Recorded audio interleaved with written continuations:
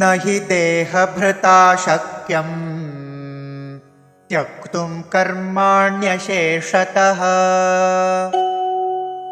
यत्तु कर्मफलत्यागी त्यागीत्यभिधीयते।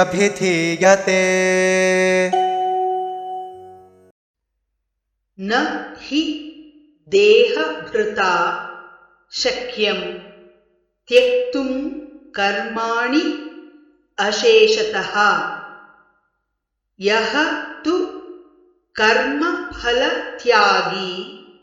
सः त्यागी इति अभिधीयते। न हि देहभृता शक्यं त्यक्तुं कर्माण्यशेषतः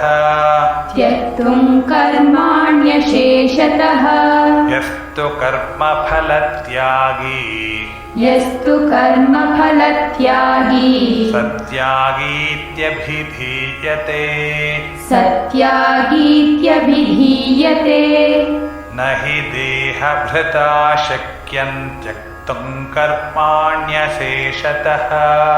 न हि देहभृता शक्यं त्यक्तुं कर्माण्यशेषतः यस्तु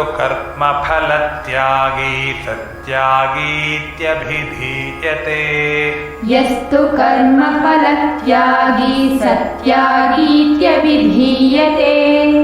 न हि देहभृता शक्यं त्यक्तुं कर्माण्यशेषतः यस्तु कर्मफलत्यागी सत्यागीत्यभिधीयते।